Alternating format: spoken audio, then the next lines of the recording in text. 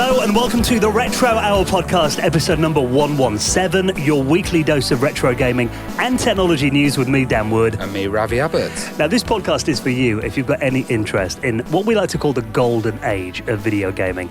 And that could be, we've covered stuff from the earliest days of the academic networks, MUDs, text adventures, arcades, 8 and 16-bit consoles, up to full motion video games on PC CD-ROMs. Oh, we've even covered the Xbox, we had Ed Fries on with... I think that's as far as we go, though, really, isn't it, the Xbox? Up to the year 2000. Yeah. That Millennium Bug wiped us out, I think. That's it. But this week, I think our guest ticks all the boxes. Oh, this guest is amazing. It's Peter Oliphant, and he's basically been a designer, programmer, producer, project lead, promoter, and an actor. He's got quite a varied CV, then. Oh, definitely. Mattel Electronics, Interplay, Cinemaware, Sierra Online, even the Dick Van Dyke Show. So...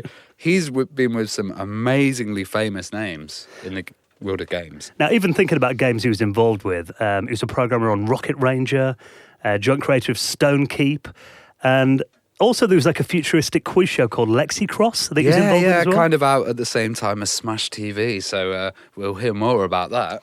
So he's going to be really interesting. Hang around for this week's special guest. Peter Oliphant is going to be our guest on the Retro Hour podcast in around 15 minutes from now. Now, we have got a lot of requests recently because our audience in America has been growing massively recently. It has, and we've got a new way that you can access us in America. So they haven't got it in the UK yet, or I don't know if they've got it in mainland Europe yet. No, it's only the US and Canada. It's Google Play. So now, due to some rather naughty VPN activity over the weekend, I can reveal, because we have so many people asking for it, don't we, all the time? Yeah. And if you try and log on from the UK, get that message, Google Play is not available yet in the UK. Is that connected to the Google Home? So can you do play the Retro Hour to your Google Home now? You can, literally. If you've got a Google Home or a Google Now, all you say is, OK, Google, play the Retro Hour. You've just started it on everybody's device. Those listening stats are going up. Yeah. Alexa, play the Retro Hour podcast. You can do that as well. Yeah. Siri, I don't think you can do that one. But it is just another way that you can listen, because I think it is a bit poor that Google have delayed the launch of the podcast service of Google Play for I 2.5 don't know. years. Maybe they have rights with certain music that it can only be in America, and they're probably negotiating big rights packages for the rest of the world. We can get the music here, just not the podcast service. Oh, okay. Yeah. So that's weird. Yeah, 2.5 years it's took them, still haven't launched it. But so if you are in America and you've got an Android phone, you can now listen on the Google Play podcast service. So we're on everything but Spotify at the moment, pretty much. We'll get there eventually. I'm sure we will. So, we say this all the time. Do you know anyone at Spotify? Hook us up. I'm sure we'll get on there. Send them some treats. Now, we just want to say a big thank you as well to the people who allow us to keep doing the podcast every week, because we do have a little tip jar on the front page of our soon-to-be newly redesigned website. Oh, I've been working on it. Dan has actually seen pages that have been designed, and we're actually writing content, so it's going to be good. It is in the works, guys. And a flashy new logo. I don't think it's too much, but the reason that we can get a new website and we can, keep paying for the hosting of doing the show every week, because doing a weekly podcast, it does have some quite big expenses behind it, but that is thanks to the people who make donations into the running of the show. And it means that Ravi and I don't have to pay for the entire thing out of our own pocket, which is always appreciated. And just for making a donation of any amount, you'll find your place in the Retro Hour Hall of Fame. Now, this week, we want to say thank you so much to Roy Gelotti, Colin Bell, Nigel Wilkinson, and Stephen O'Kane, who all made donations into the running of the show. And you can do the same. We accept PayPal. That converts pretty much any currency, doesn't it? It really helps, because we're looking at going on Libsyn, which is another service, and that's another sign-up service. But if we look at going on there, these donations really help us actually get onto more platforms and get out to more people. Well, that's one of our goals this year, really, isn't it? To make the show grow bigger and get it in front of more people as well. So we're trying to get on more services, but obviously with those, there's more subscription costs annual usually, aren't they? So any donations you make all go back into the running of the show and really, really makes a big difference. All you've got to do, either via PayPal or cryptocurrency, if you're into that, you can do it on the front page of our website, theretrohour.com. Now, before we get into our special guest, Peter Oliphant, who will be coming up in the next few minutes, we've got a few news stories that I've been dead excited to talk about this one, actually. One of my all-time favourite games is finally getting a new sequel for the 21st century. And I was only playing this at the weekend, funnily enough. Seventh Guest. Well, interestingly, Peter worked with a lot of the team of Seven Guest at Cinemaware. Yeah. So, they kind of went off and did this. And you remember Seventh Guest. It was was it the first, or it was one of the early. first full motion video games, those PC CD-ROM games with probably the worst acting in the world that you've ever seen. Well, a lot of the games back then, I mean, Seventh Guest was kind of different insofar as it did actually employ actual actors, I think. Yeah, not just the staff. Yeah, the ones before that, I mean, I remember, do you remember the full motion video introduction to Cannon Fodder? Oh yeah, that was the guys from The Office, wasn't it? Dressed up with water pistols. Yeah, the developers from Sensi running around. But Seventh Guest, it was an epic. And even, I didn't remember this until the other day.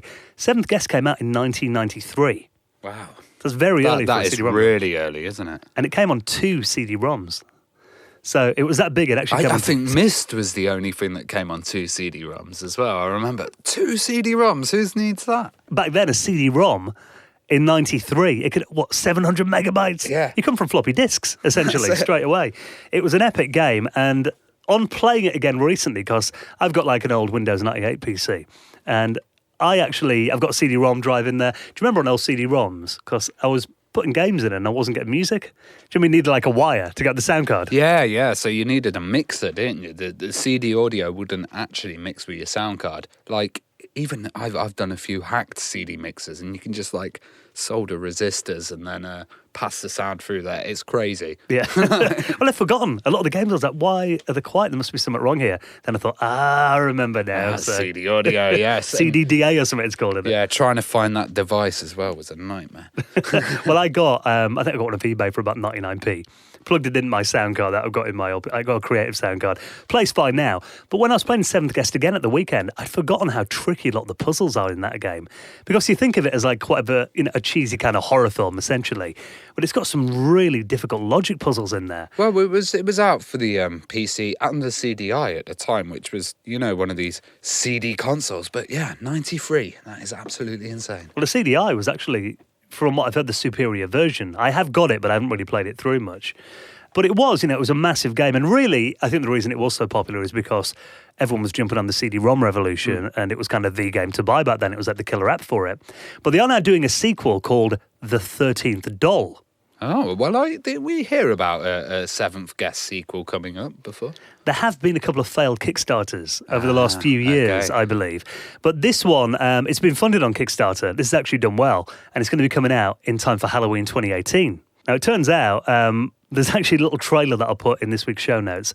It's on a website called vintageisthenewworld.com, and it actually does retain a lot of the original kind of style of the first Seventh Guest.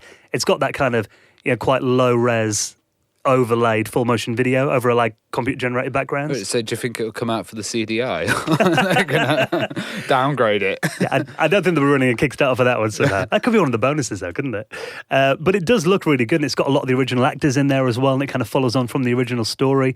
And they're intending, really, that it will remain faithful to the original game with, a lot of those kind of quite difficult puzzles in there as well. 26 of them apparently included in here. So. And it seems to be coming out for Steam as well, so that's really good. You can just kind of download it and they might have multiple format releases. Never know. Yeah, that's the thing about these kind of releases is they are quite specialist, I guess, which is probably why the previous Kickstarters have failed for Seventh Guest sequels. But one thing I do love as well, it's coming out in time for Halloween. There are not that many Halloween games that come out. No, yeah, that's a good point. True. This Seventh Guest was definitely scary, and this one will be. So yeah, usually me and my brother play we normally have a go at Call of Duty Zombies on Halloween night. That's about it. But yeah, there'll be something new I'll be playing this year. So I have a break from Call of Duty for a year. Yeah.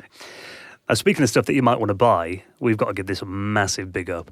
How impressed were we with those Amiga 1200 replacement cases a couple of years ago? It was like they were made from the factory. It was like they'd come from Commodore or Rescom. These were like amazing cases, but the thing is they're all in funky colours. Yeah. They've got these little pop-out bits as well. Have you seen those, Dan?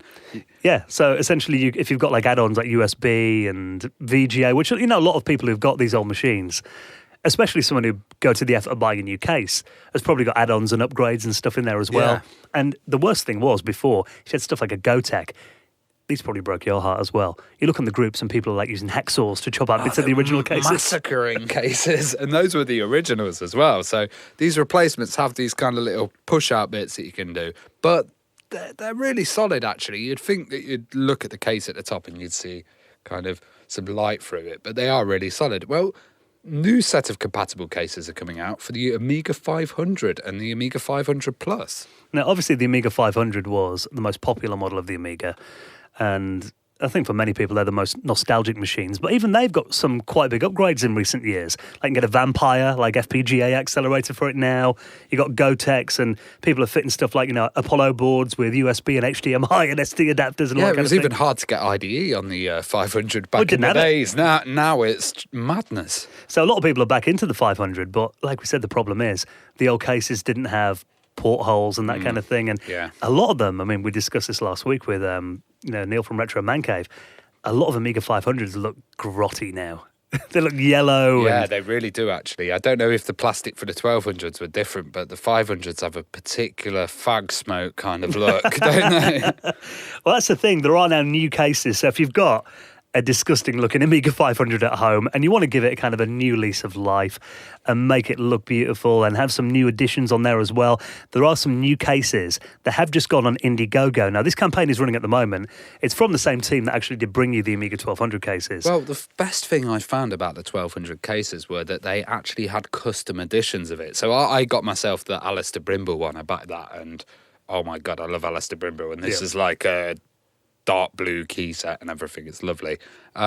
This one has Scourge of the Underkind. Now, Scourge of the Underkind is a brand new game coming for the Amiga. This has been happening recently. New games have been coming out. What's going on? And this is like one that's boxed and a commercial quality game. Oh, a commercial quality game. This is, it kind of looks really like Speedball mixed with Chaos Engine, but then also like Gods as well. It's really got that old school look, and it's designed even for like 1 meg OCS games. Now, the reason we're talking about that in relation to the cases is one of the perks is actually a Scourge of the Underkind pack. Oh yeah, this is an amazing pack. It comes with a collector's edition of the game, and it just comes with loads of stuff. You've got a soundtrack, you've got your mug, you've got your manual, and, you also have all your compatible case parts. So I'm thinking, if the Vampire standalone or any of these new machines come out, they're all going to be compatible with this Amiga 500 and 500 Plus case.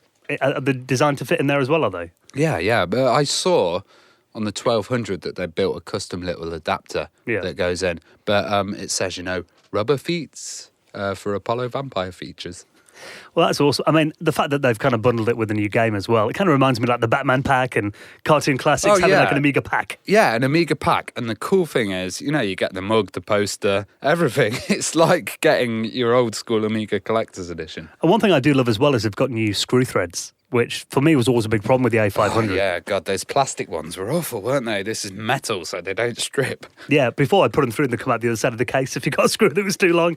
So, I mean, essentially, if you want to give your A500 a new lease of life, and these are really worth supporting, and we can vouch for the quality. I mean, they're not 3D printed or anything. These are proper injection factory moulded. And if you've got your 500 that you've had since a kid, it's nice to give it a new set of clothes, isn't it? Yeah, because I mean, these cases look virtually identical to the originals with some new additions as well. You have to hack apart your old one. So it is running on Indiegogo at the moment.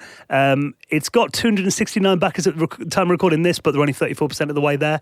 So they do need some extra backers, and there's only a few weeks left. So if you want to get involved and, get yourself some new cases for the Amiga 500, because otherwise there'll be no more ever made. It's like, you need to get these while you can. We'll put a link in the show notes at theretrohour.com, and hopefully we'll get a couple for a review on our YouTube channel soon as well. Fingers crossed. Now let's go all the way back in the day. Would you like to visit Tokyo in the 1980s? Oh, God, yeah, I'd like to visit today. But in the 80s, it must have been a very exciting time. You just think about, the machines I had over there. The MSX, for example, was massive, wasn't it? Well, even just the stereo systems are the Walkman and, all the CD systems they had and everything. Tokyo's always been ahead, hasn't it? Absolutely. And even stuff like online shopping and email and all that. You go back to 1984, it was actually more prevalent in Japan than it is over here. Now, there's a really interesting video that you found. There's actually Thames Television, who I'd not really heard of this show. There was obviously Micro Live on the BBC, but apparently on ITV they had a show called Database that was all about the computer industry and emerging technologies. And they went over to Tokyo to do a little report on the technology over there. Now, in typical early 80s style, they've got a really stiff presenter in a suit. Micros. Yeah, talking about micros. Let's have a little listen to a clip where he's on a market stall. This particular arcade, street market, call it what you will, is that apart from being an Aladdin's cave for the amateur radio enthusiast, it's a treasure trove for the chap who wants to build his own computer. Because here you can buy absolutely everything, from a chip to a motherboard. Let me put it to the test. Do you have the Z80A central processing unit chip? On there. Yeah, just the one. How much is that? 680 yen. There's 1,000. Thank you very much. Now, he tipped as well. What a flash guy. But this is awesome. I mean, even looking at a market stall where you can just buy, there's all these bags full of chips. Well, I've been watching this channel. I know it's not in Japan, it's in China, but it's called Strange Parts. And they're basically taking apart iPhones at the moment. And the whole thing is exactly the same as this. People have parted it out. They go, where's this chip? You know, and I think that's the kind of Asian model. Parting out computers and then selling all the individual bits so you can make some custom badass machine. Well, even in this, I mean, they're looking at, there's kind of an Apple II knockoff, or they call it a pirate computer. Yeah. That's exactly it. Yeah, pirate computers. I think it's really interesting to see the other side of it as well, because, I mean, we posted a video on our YouTube channel the other day, our Facebook actually it was, of Micro Live, and I just love looking at these old computer shows because there's kind of an innocence about them in a way, because it was so new and no one knew what they were talking about. Yeah, no one knew. I remember seeing this whole section where this guy's like, well, I'm going to cover video games, but they're utterly boring, so I won't. It's like, you know, the attitude at the time, it was quite snobby as well on some of those shows. A lot of people thought it wasn't going to last more than a year or two, didn't they, the whole industry? But we put one on our Facebook. It was Micro Live showing music synthesizers back in, I think it was about 1986, and there's a spec drum on there. Oh, yeah, but the cool thing about that is as well, because you have all these straight suits there, but then they get the music guy in and he's like a dude with long hair, like, you know, just going flowing backwards. And the guy in that video had the world's best mullet. Yeah, it was massive. And he's doing like this proper kind of cheesy mid-80s electro pop and stuff. I looked at it though, and straight after I went on eBay, tried to find a spec drum. Fortunately, there wasn't any listed, but it had quite a banging little snare drum and bass line stuff. Oh, yeah, that was what Bjorn Lin used originally on the Spectrum. So, I mean, any of these that come up, these kind of classic computer documentaries, I always find them fascinating. So if you want to watch that, it's hosted by Tony Bastable, that was his name, when he travelled to Japan circa 1984 to check out the country's booming PC scene. We'll put that video in the show notes at theretrohour.com. They need to upload more episodes of those, though, 'cause it's the kind of things that, you know, they must all be in the archives. Well, you know what? I've been looking for Tomorrow's World online, and there's just none of it. No one. I thought there'd be some nerd there sitting with his VHS recording all the Tomorrow's World, but no. There are a couple of clips, and occasionally, you know, if the BBC have, like, anniversaries, they'll pull out maybe a 5-minute clip and put it online. Yeah. And funnily enough, I was watching a clip of Tomorrow's World a couple of weeks ago, and you know when you must fall down the YouTube rabbit hole. Oh, always. Everything. Yeah. You're watching a video, oh, that looks interesting, recommended there. For some reason, I don't know how I got onto it, I got looking at the launch of CDs. Oh, yeah. And there was a clip of Tomorrow's World. It wasn't the famous one where they were eating off, you know, the baked beans off the disc. Yeah. And it was indestructible. But it was a report about, you know, the history of kind of gramophones to wax cylinders and up to the CD that was kind of like, nothing's ever going to get better than this. Oh, to get in that BBC archive, mate, that would be amazing, wouldn't it? But you just wish that one day, like you said, they'd open it up and like put it all online. So that would be really cool. They don't know what they got. Come on, BBC, get your finger out.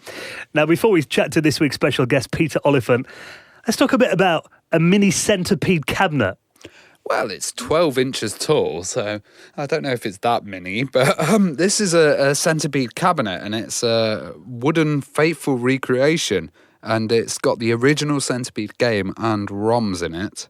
But it's around £129. Well, for something that you can sit on like your coffee table or something, it does look like, I mean, looking at it, it's got like the original arcade marquee artwork and stuff on it. And well, I'll tell you what, every time I go to any play event, there's this, any event really, there's always a centipede machine in the corner, and it always has a sign on it saying, just taking a break to cool down. And that's the thing, because Centipede is a really hard machine. And this is officially licensed by Atari. You know, it's got micro USB cable on it. And you power it over micro USB? Yeah. That's pretty cool.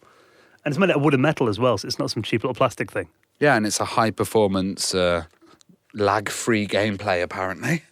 Which, you talk about that, the amount of systems that have been re-released recently and people are talking about lag, that's like a major thing, isn't it? Yeah, especially definitely. if you know about the original games.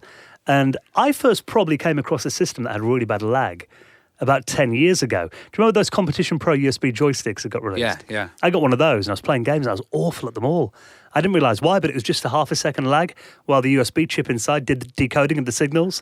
So if you get something like this in one of these cabinets and you're used to the way the original plays, that is really important because it will throw your gameplay off. Definitely. And also, it has a lithium-ion rechargeable battery inside, which is quite cool. So you can play it on the train. Yeah. If you do that, of course, do send us a video. And that is on F1 Stock Retro's website as well. They're a great website just for like novelty kind of stuff. Yeah, they've got all kinds of little devices and clone stuff, and it's great. So thank you very much for checking out the news section of this week's show, guys. If you have got any stories as well you'd like us to cover, please do drop us an email, show@theretrohour.com. Yeah, send us any letters, any comments, anything really. You can get us on Twitter @RetroHourUK, Instagram. We're on Facebook as well, and as we said, we're trying to get on as many podcast services as possible. We're now on the Google Play Store in the podcast section.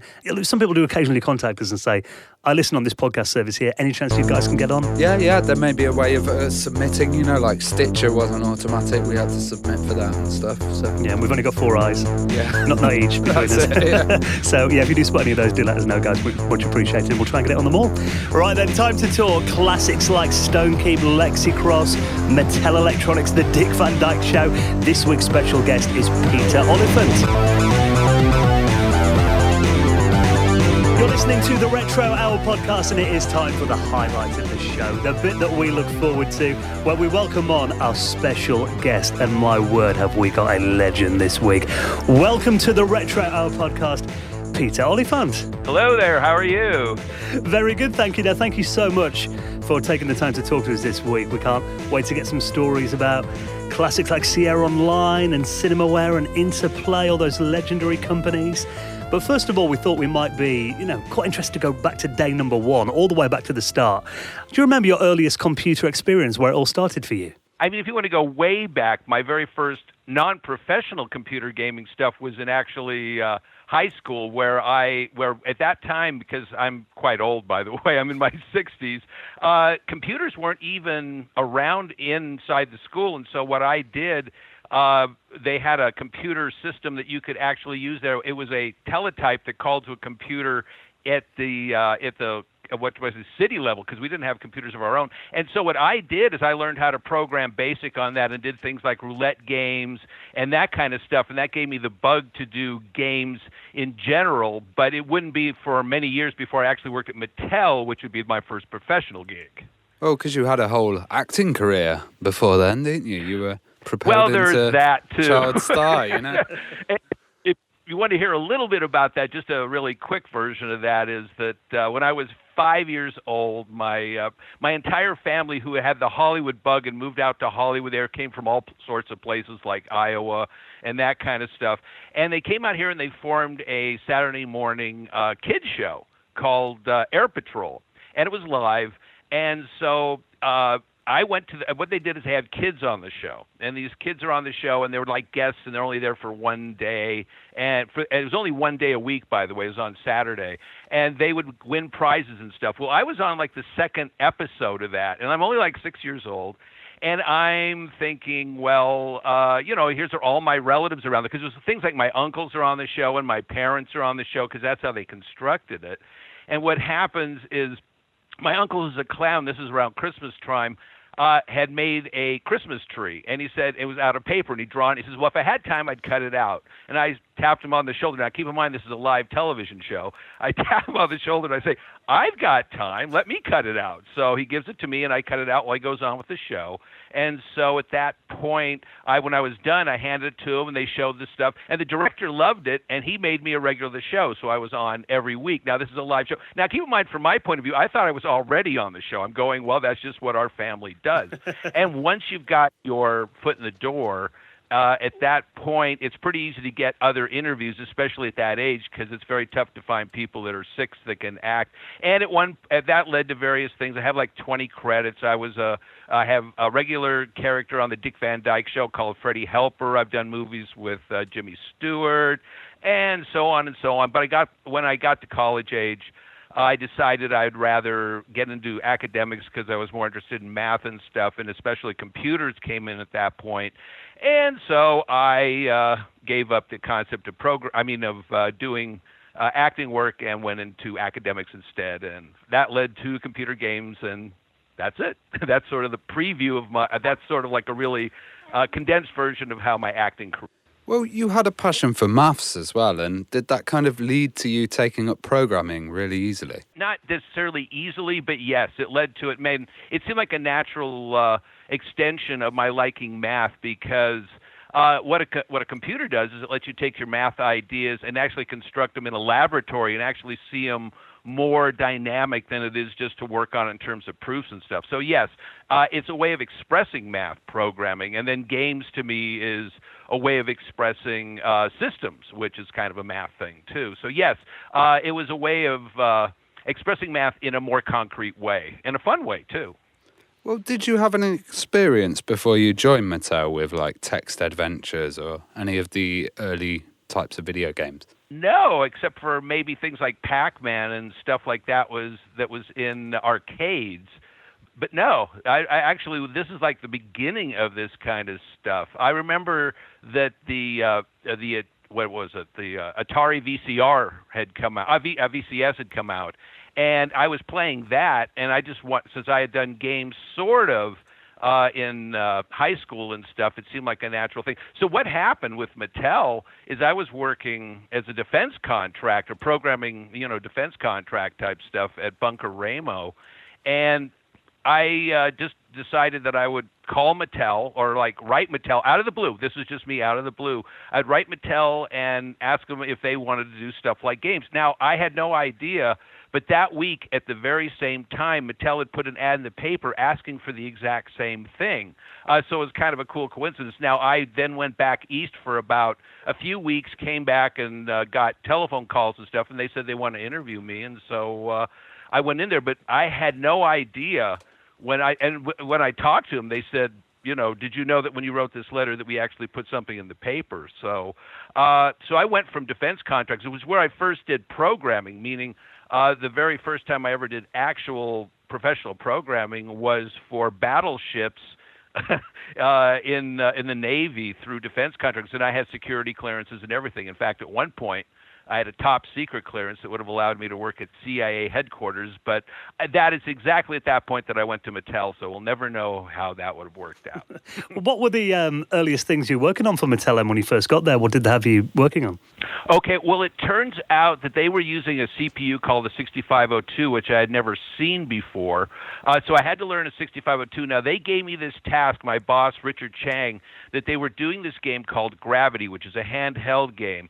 And they had about 2 games already programmed or designed for it, which was one was a coin drop game. Now, way back when, I don't know if they still got these, but there was a physical thing they put like in bowling alleys where you put a nickel in it, and when you hit the button, it started to drop the nickel, and it seems like a ridiculous concept. And if you hit the button quick enough, you win and you get your nickel back. So it sort of seems like a effort in futility, but people would brag about being able to do that. So that was one game. Another game was juggling, where what you would do is there was a line on the screen, and the balls that were on the screen, which were actually constructed just of dots, this whole screen was 3 dots by 7 dots, would go up and down. Now, if you use the formulas of gravity, which is like a squared 2 over 2 plus vt plus s, never mind all that. But in any case, if you use those formulas, you can actually make the dots look like they're very much like balls behaving like gravity. So what we did is you would launch the balls by virtue of pressing a button at the bottom. Now, when they came back down, you couldn't press it again until they dropped below the line, in which case at that point they could go back up. So, and there was 3 such rows of this, so you were actually juggling the balls. Now, those are the 2 games they had. So the task they gave me was they wanted a third game. So they said, quite literally, we want you to come up with 5 new games for this, that we're going to pick one to be part of this in a production way. And by the way, you have 6 weeks. Now, keep in mind in that 6 weeks, what I had to do was learn how to program the 6502, come up with 5 brand new games, and program each and every one of them so they worked, plus the 2 that they had already decided upon. And I did that, and they were very impressed, and that started my meteoric, if you will, rise at Mattel, which was every 6 months they would give me a raise. And when they gave you a raise, they would also have to, if they brought you in a certain bracket, give you a promotion. But if they gave you a promotion, they were obligated to give you another review in 6 months. So I kept getting raises and promotions every 6 months. So I started off being a programmer trainee at Mattel. By the way, employee number 20, Mattel Electronics, I should say, which is a separate section of that. Within 3.5 years, I went from programming trainee to manager of the home computer section.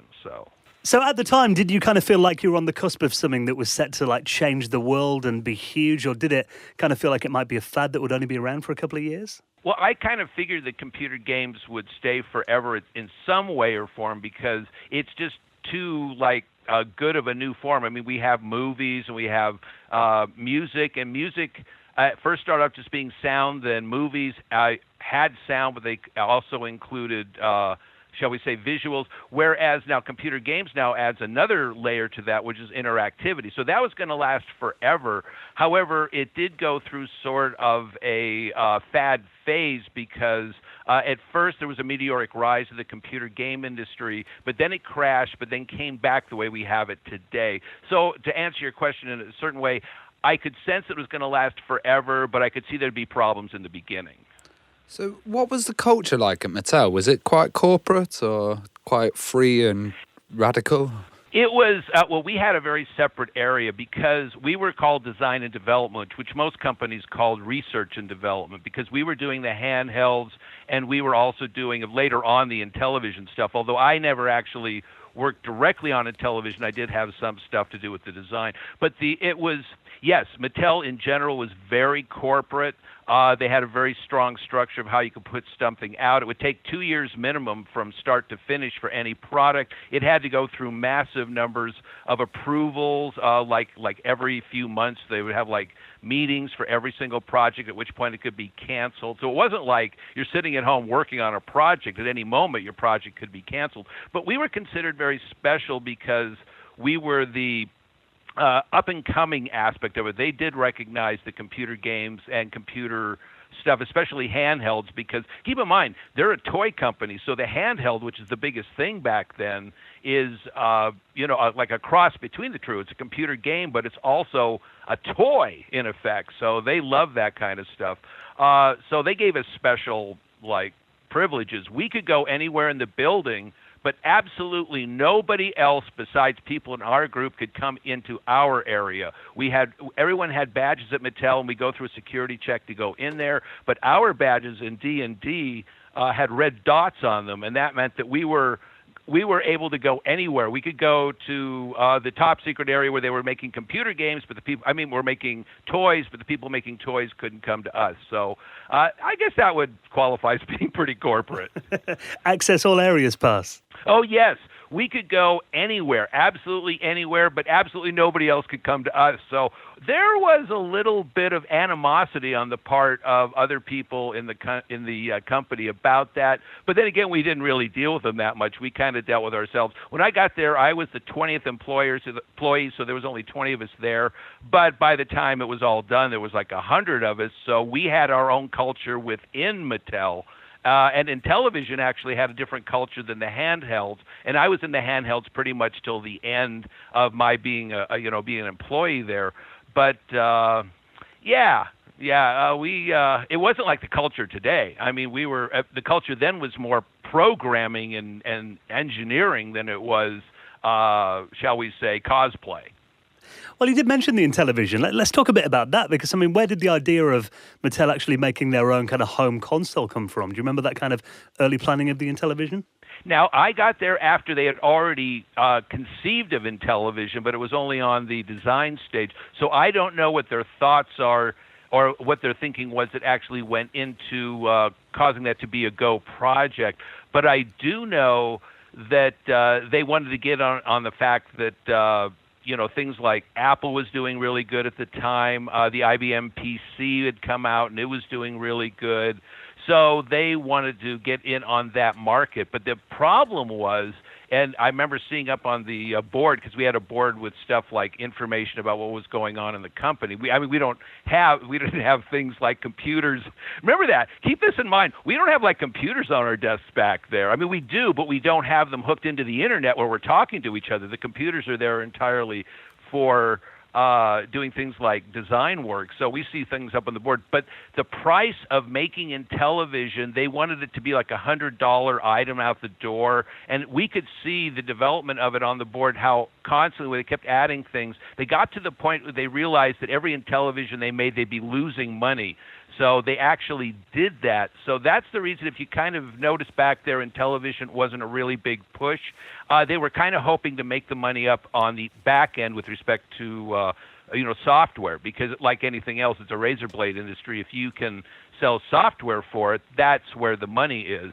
But as it turns out, they were a little worried about the Intellivision because the hardware itself cost them money to sell by the price they're going to have to sell it for. And keep in mind, this is a company based entirely on selling hardware, so it was a very big step in their mental process to be able to think about selling something that they would lose money on the hardware but make hopefully more money on the back end with software and games.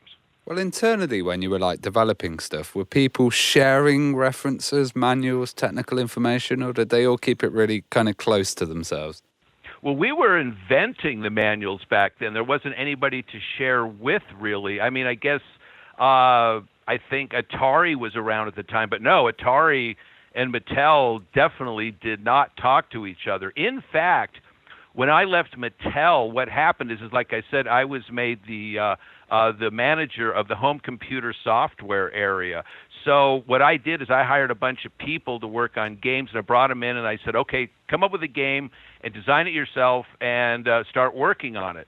Now, I also did the same thing. So at one point when I was on vacation, I designed a game for what was then the Atari 400 and 800 system, because that had just emerged at that particular time. And when I was off of my vacation and came back to work, I showed them the game, and they told me, "Oh, no, we can't do that." And I go, "Why can't you do that?" And they go, "Well, because it's an Atari game, and we can't possibly do a game which would support their hardware." And I tried to convince them that, we can make money off of their hardware without having to lose money on their hardware, but they hadn't quite got that mindset yet. So no, sharing stuff, we totally were self-contained. There was no way that any other companies or anybody else outside of Mattel Electronics was selling information or sharing information with anybody with Mattel Electronics. So yeah, totally closed. Were you surprised by the video game crash? Yes, because for one thing, I was so counting on, remember, I just come from Hollywood, so I was counting on, okay, I substituted one Hollywood for another. We're all going to become famous and rich and stuff like that. And it looked like it might go that way. But what happened is that the game industry started getting too, shall we say, enamored with itself. It thought it could do anything, and it could actually sell it. So there was, I think it was Atari again. They came out with two games. One was E.T. and the other one was Raiders of the Lost Ark. Now, both games were horrible. All you did, like, for example, E.T., I forget, what was it, Reese's Pieces or something like that in the movie, that E.T. used to go around and eat. So the game was entirely just a field where E.T. was walking around collecting those. He eats them, and it's done. I forget how they made that the same game with Indiana Jones. Maybe he was collecting artifacts. But the two games were absolutely identical except for graphics, or basically identical except for graphics, and just using different licenses. And people were paying like $35 a game back there. Now, if it turns out the games were good, they would be more than willing to pay another $35. But as soon as they hit a game like that, which was very, popular, a lot of people bought it and got burned from it, they decided to be a little bit more cautious with their spending, and that's basically what caused the crash, because we were expecting things to keep rising, and then people got cautious in their spending, and boom. It only crashed for a few years, but for people like me, what do we do next? You'd say, oh, yeah, go on and do programming. Well, people in other industries thought that people that program games were kids. We were just, toy programmers or kid programmers. We didn't know what we were doing, even though anybody who could do game programming, had all of the skills. I mean, we had to deal with interactivity, with graphics, with sound. But, to answer your main question, it was a big shock at the time, especially to my lifestyle. Well, what do you think caused the fall of Mattel Electronics? Too fast of expansion. For me, when I was there and they decided to expand Mattel Electronics because of what they thought the industry was going to do, almost literally, maybe not quite this, everybody at Mattel at that point, Electronics, like I said, there was only like a few dozen, maybe 36 of us at that point. We were all made basically managers, and each one of us had to hire 7 people to work under us. So when you expand a company by a factor of 8 or 7 in 1 year, and then the market flattens out, well, that's a recipe for disaster, and that's what caused Mattel Electronics to crash. You know, the whole thing about Mattel being originally in the toy game and then video games, did the two kind of go hand in hand? Because I know when Nintendo kind of came along, they brought Rob the Robot out, and that was a way for them to get into toy stores. I mean, were they always kind of viewed as toys back then? In a sense, because, again, there was the hardware aspect of it, because we were actually making handhelds and like that. But, you know, ironically, it's almost like I'm only just thinking of this now, and I don't know why I didn't think of it before. Nobody was pushing us to do like a Barbie game or a Hot Wheels game or anything like that. So they must have really considered it to be very separate to not want to put automatically guaranteed selling licenses on these. Most of the time they would ask us, believe it or not, to do sports games. They always want us to do football and baseball and basketball. So in fact, when I got there, the first thing they were working on was, baseball. So I don't know why, but yeah, you would think that they would have connected the two industries more, but they really kept us separate. Well, when you were just finishing working at Mattel, you were developing a game, and they didn't seem very interested in it. So what kind of happened there? Because you ended up sending it to Sierra, right? Actually, yes. Wow, you know your history on that one. What happened is that, yes, I continued to work on that game, which was called Force Field at the time and ended up being called Wall War, which Sierra Online did publish. I was told by the people at Mattel that they do not do these games. These games are not in competition with them in the sense that they don't do these games. And so I worked on it in my spare time. At one point, I got sort of fed up with the bureaucracy at Mattel, the way we had to go through multiple checkpoints and stuff like that. Plus, at one point, it was kind of sad. I'll tell you a story. I was in 7 groups. There were 7 groups, and my group, the one that was doing home computer software, what I did is, like I said, I told them to come up with an idea of their own and to program it. And within 1 month, it was amazing. They all had these amazing graphics going on the screen. So my boss called me in. He's the head of all 7 of these groups. And I figure he's calling me in to tell me, oh, well, you're doing a great job, which he did. He said, you guys are doing a great job. The problem is I have 6 other groups, and these 6 other groups aren't doing as well, and you're making them look bad. So could you slow down your group so it isn't doing as well? In fact, you know that one guy that's got really kind of serious psychological problems? What we want you to do is get in his face and make him feel really bad about himself so he slows down, because he's going way too fast. Wow. That discouraged me quite a bit from how this whole process works. So I started looking for other things, and I looked at Sierra Online as a place. Now, that game that I told you about called Wall War, or at that point Force Field, I went up to them for a day, and I showed it to them, and I made it. At this point, these were big numbers money-wise, but it may not sound like that today. I said, if they give me as much as a $5,000 advance for this game, I will leave Mattel and go there.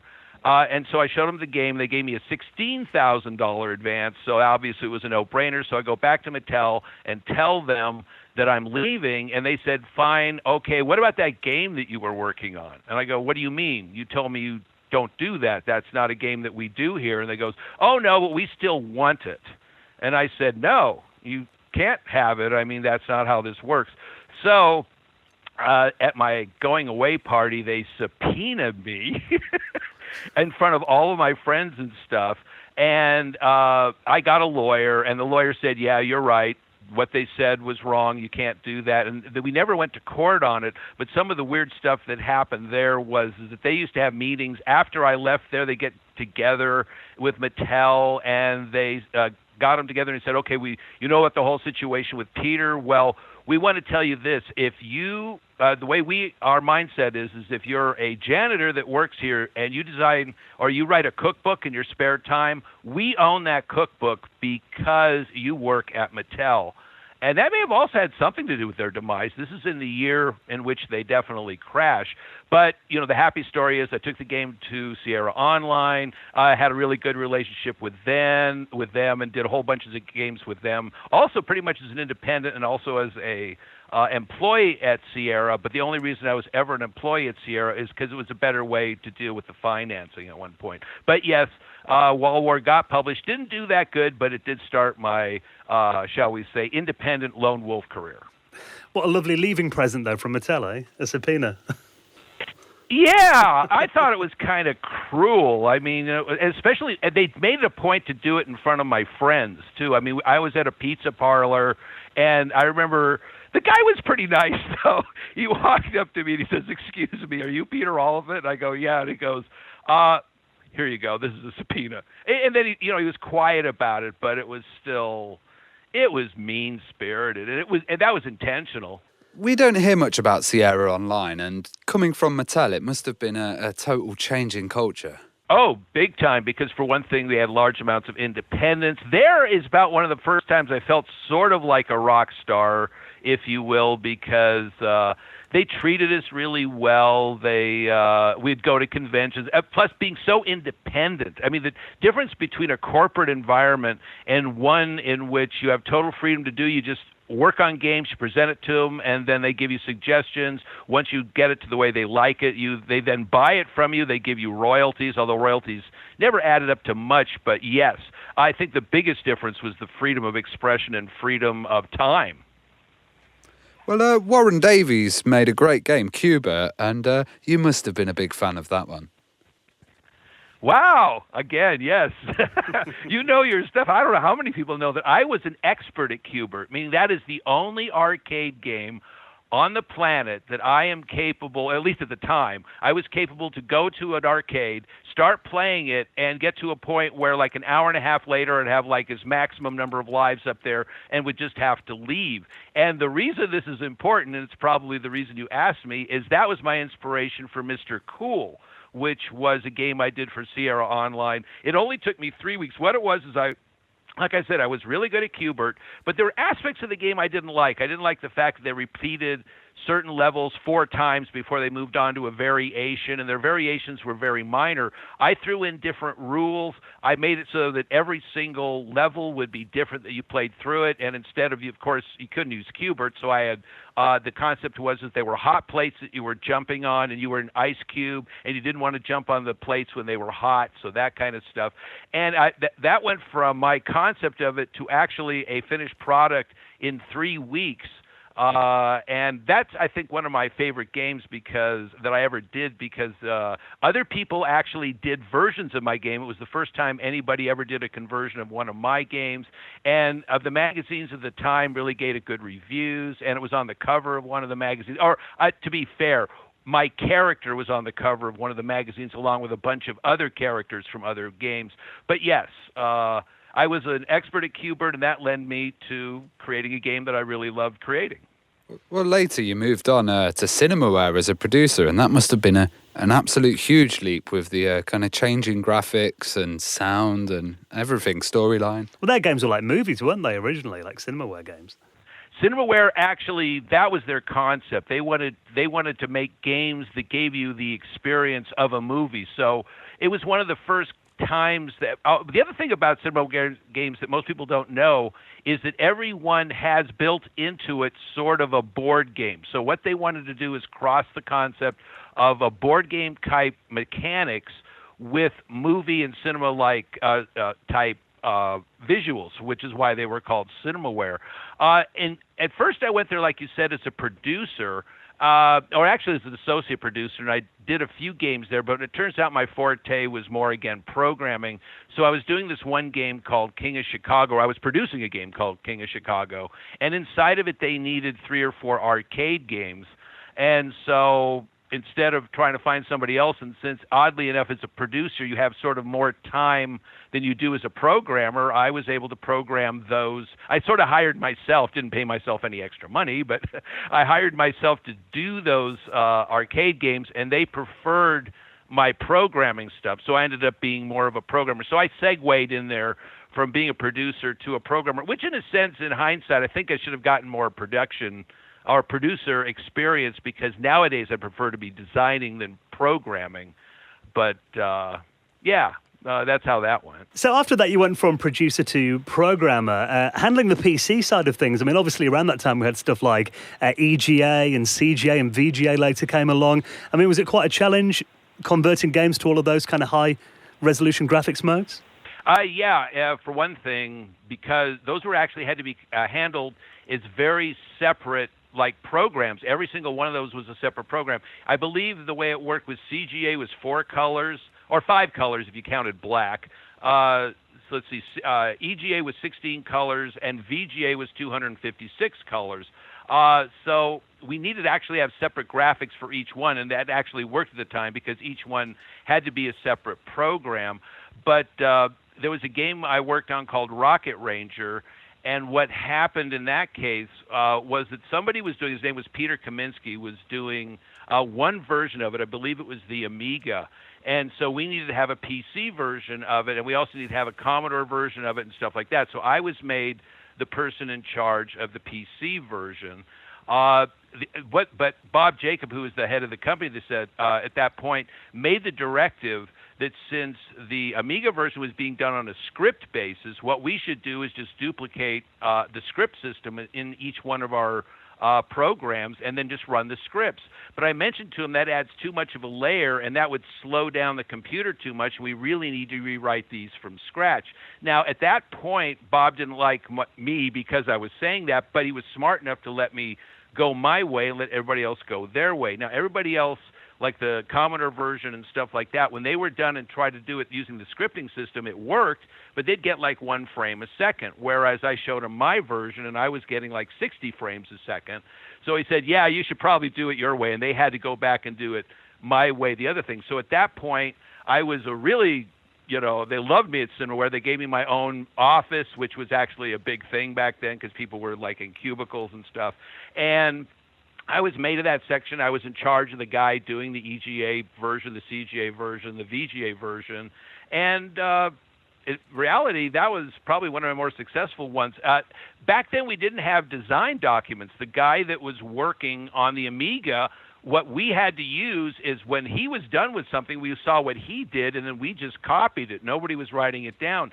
So I was copying his version, but got to a point where I was always able to finish his version before he went on to the next one. So I invented a brand new game that went into my versions, and so my version actually has one more game than his. But that's actually a complete change the way they do today. Today, you've definitely got to get approval. You got to have a design and stuff like that. Back then, it was fly-by-pants programming. So, did it kind of mean that you had to wait around for that Amiga guy to finish his project first, then, before you could get to work? Oh yeah, yes. I mean, of course, he doesn't have to finish the whole program. He could say, okay, this is a portion of the program that I've done, and then we could copy that program. So it wasn't like he did the whole thing and then we copied the whole thing. But yeah, it would be like, okay, come on, when's your next part? And that's what I mean. When there was an open space at one point, I just said, well, hell, I'll just create another game and put it in there. A simple and quick one, but it got into the final version, so that was kind of cool. Well, yeah, we had to wait for them all the time. Was there like a divide between the Amiga developers and PC and Glico? Oh, no, not back then. No, in that sense, it was very community. First of all, we were sitting right next to each other, so we shared internally, we shared a lot of information and stuff. And yeah, we liked each other a lot back then. Nobody was, although I think there was, in other companies, there were people, I think, that worked on Doom or whatever it was called back then. And I heard a story, whether it's true or not, that one guy got so rich at one point got so much money he bought a Lamborghini, and so a friend of his bought a Lamborghini that was also rich, so he bought a second one, which was really stupid because these were kids that didn't even have homes and they were living with their parents. So but that was those were other companies. Internally, we were all very cooperative with each other at Cinemaware. You used to hear stories like that over here in the UK as well in the early 80s of 17-year-old kids that would go out and buy 3 sports cars and they were bankrupt about a year later. Yes, they'd go poor because, they're kids. And they also, remember, we all thought the industry was going to go crazy and everyone is going to get rich, and so they would think that what they got then was just be the tip of the iceberg, and it turned out to be the whole iceberg. So, so Rocket Ranger was a fantastic game, and for me, it had that really good sound, graphics, and B-movie feel. What was it like hearing the ideas of it and kind of just getting the concept out there? Was it really exciting? I forget who the guy it's based on. I mean, it was based on Rocketeer, the actual character of the comic book. That's who they farmed it to, but they couldn't get the license. So I'm sorry, is it Rocketeer? It was called Rocket Ranger, right? Rocketeer is the property owned by, I think, Disney at this point. So they farmed it to them, couldn't do it. So they came up with Rocket Ranger, which is a little, iffy. I guess to me, it was more mechanical back then. I wasn't really into the game itself. I was more into the beauty of creating the game. So I wasn't that much into the movie connections with it. But, when you get to play it later on, I thought it was pretty cool. But it's weird. Your face is so much in the mechanics of it, you don't really consider the beauty of the art that you're putting together, if that makes any sense. Well, looking at that game, I mean, it kind of reminds me a lot of the 1950s kind of sci-fi serials that had all the stuff in there, like the damsel in distress and the courageous hero. And was that kind of a big part of it? Oh, yes. You might notice that most of Cinemaware games are based on older movies, that like in the 60s and stuff, not like the modern movies of today or of then. So, yeah, I believe it was totally a conscious effort to copy stuff like Pulp Fiction type stuff, things like Rocket Ranger, which is sort of science fiction. It came from the desert, which was, big monster, radioactive ants and things like that. Three Stooges was one of their properties that they worked with. King of Chicago was based on things like gangster movies. SDI, which isn't really based on movies, based on, I forget what the letters SDI, it's a defense system. It's Security Defense Initiative or something like that. It's what the Star Wars thing that America came up with back then in order to stop nuclear weapons, which I guess today wouldn't be considered too popular. But yes, in general, their concept, and it was kind of cool, is that we had a nostalgia type feel to most of the movie feels to our games. Where did the idea of Lexie Cross come from? When I left Cinemaware, one of my friends that I formed with at the time was Rob Landeros, and he was an artist there, and he's went on to do things like The Seventh Guest. But we used to get together and play tennis all the time, and one time after tennis, we went to a Denny's, and he came up with this. We drank a lot of coffee, got very talkative, and he said, why don't we do an X-rated version of Wheel of Fortune? And I said, well, that'd be a good idea. I actually kind of like the idea, but we have to worry about the fact that, Wheel of Fortune is a copyrighted concept. It's owned by Merv Griffin, who's a billionaire. So let me think about this for a night and come up with some new rules for it. So instead of just being Wheel of Fortune, I decided to throw Battleship into the concept. In other words, what if it was Wheel of Fortune, but you had to, first of all, uncover the board to see what the shape of the letters are, or the letters that you have to form are, and then let's add other game show concepts to it, like password, like instead of it being a quote, which is always the case, or used to be always the case with Wheel of Fortune, they're actually clues, so it was blue, red, green. The answer would then be colors. So it was a bunch of that. So now that we had all of this difference from Wheel of Fortune, we came up with the idea of, well, why should this even be X-rated? This is a game in and of itself. At that point, we wanted to have still some of the elements of Wheel of Fortune, so we wanted to have we created Robana, which is, of course, a concept of Vanna White, if you will. And because we now had a board that she had to go to all sorts of a big board, she had to be small because she couldn't cover the board. And if she couldn't cover the board and had to be small, how would she get around? And so if she had to get around, maybe she's a robot and maybe she can actually, levitate around. And so this put the game in the future. And so what I'm saying is Lexie Cross kind of designed itself and the environment that we had to put it in, because we now made it a sci-fi thing with robots that you play against. And then when we released it, it got all sorts of great reviews. And that's, again, I guess I have a few such games that I really thought were my favorites, but that was, I think, the crown jewel. And people today still want me to make it again because for some reason, women just really love that game. I have no idea why, but I have tons of women that have come up to me and said, I don't play computer games, especially back then, but I play this one. But I've tried to get that game started again a few times, and every time the production has failed, but, maybe one day in the future.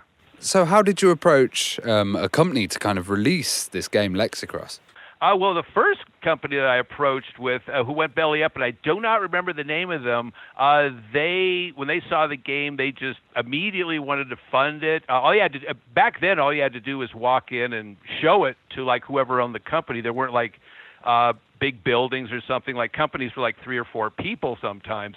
And so they really liked it, and they gave me $10,000 to put it together, which basically paid for most of the startup. At least it pays for a really good demo. The company went under, and so what happens when a company goes under and you've got that kind of stuff, you don't have to pay them back. So this was money free and clear. I then took it to Interplay.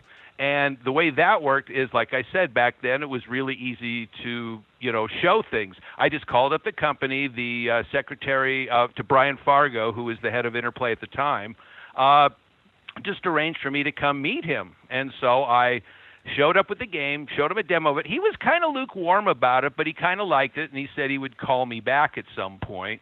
Then I went off and played tennis with Rob, like I said, and get back home probably about 2 or 3 o'clock in the morning because we'd hang out afterwards and talk and stuff like that. Like I said, we went to Denny's and things. And there's all sorts of these messages on my answering machine. And it's basically, Brian Fargo saying, I really want to publish your game. I really want to publish your game. Turns out he didn't even want to wait until Monday. He was afraid I would show it to somebody else. He showed it to his wife, and he played it with his wife, who they're no longer married, but at the time.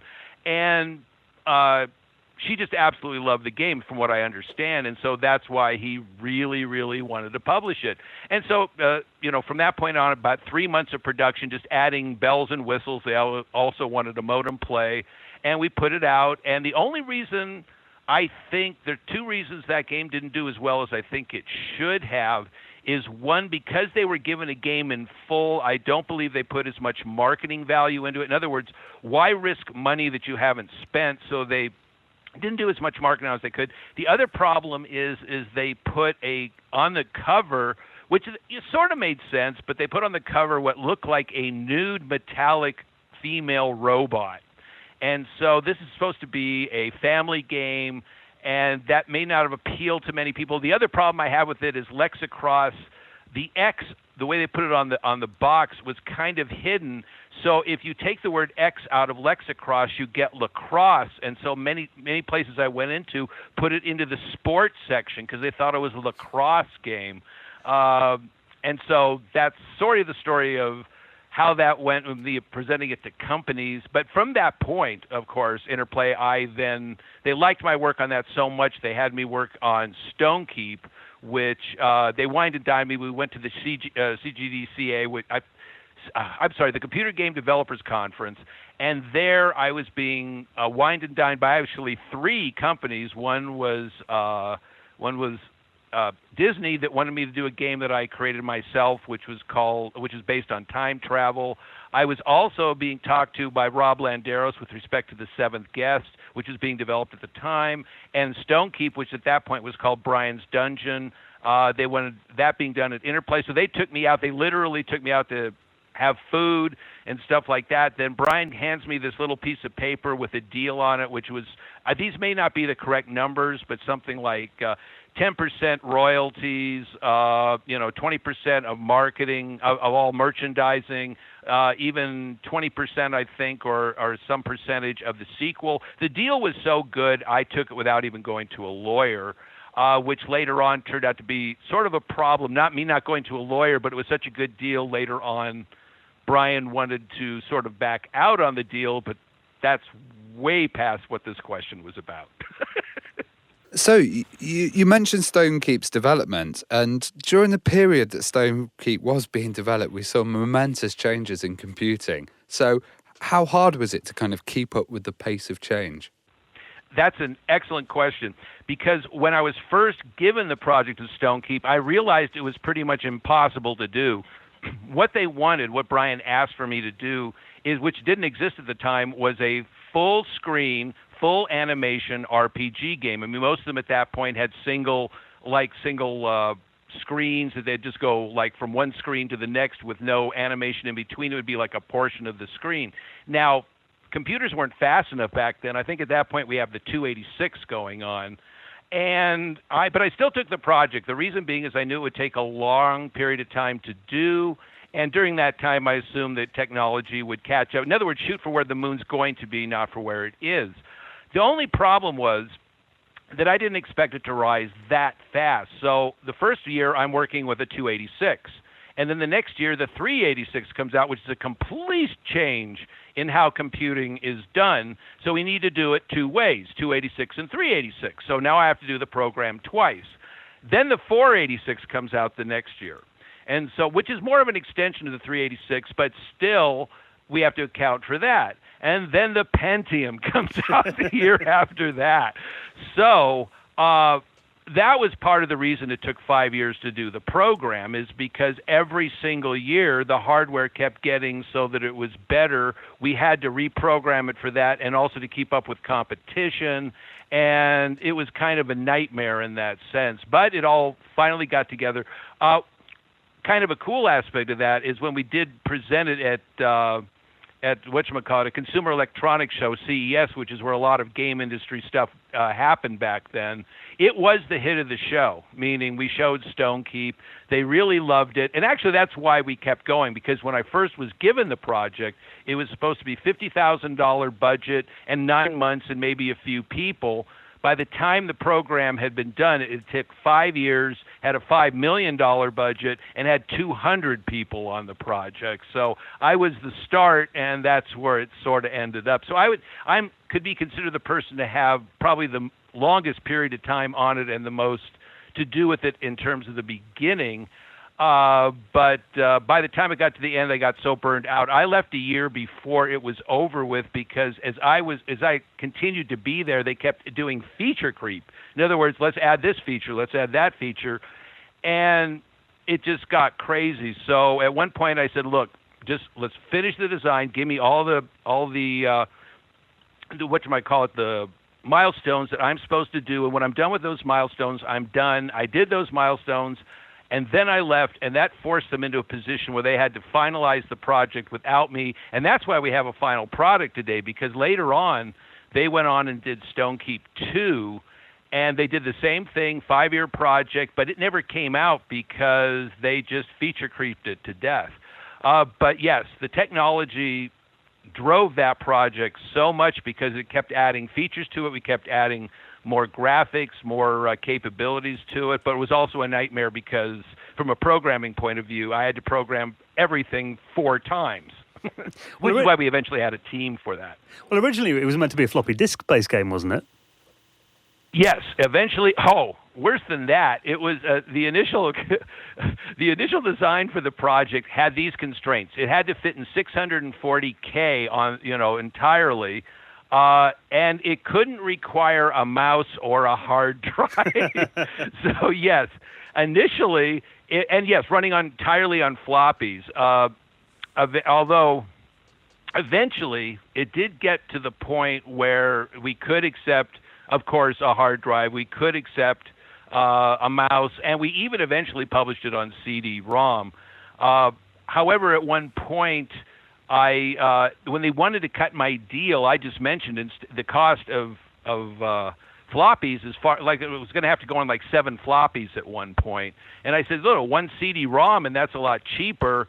And I figured that was good compensation for them, not cutting my deal in half, which is what they wanted to do when they realized they gave me too good of a deal after 2 years. And indeed, they went to CD-ROM, and then everything was good. But yes, God. I think hardware had so much to do with Stonekeep, it's not even funny, especially from my point of view. Well, obviously, with that adaptation to CD-ROMs and full motion video was kind of coming in then as well. I mean, did you kind of, obviously, Seventh Guest was like the big game that kind of got people into CD-ROMs around then. Were any of the Seventh Guest people kind of helping out with the project, or did you see much of that development happening at the same time?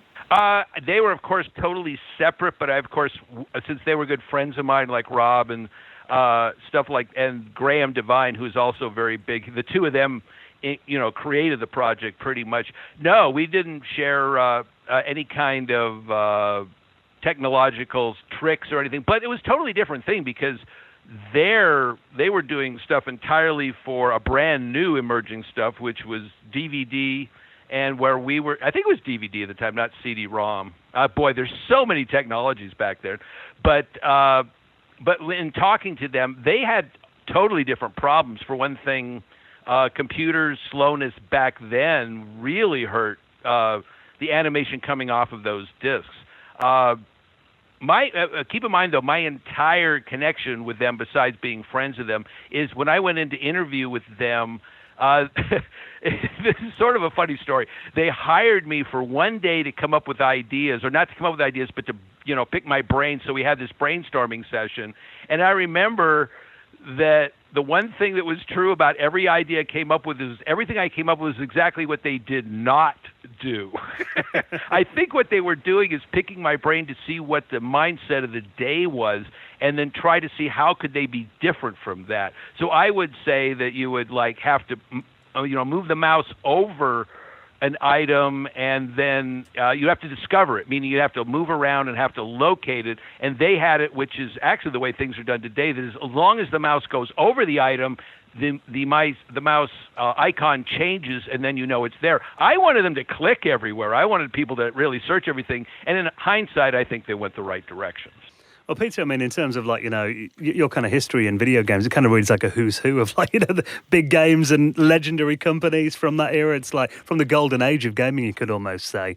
I mean, are there any plans to maybe ever kind of revisit some of these classic games, or could we see Lexie Cross Mobile or HD or something like that at one point?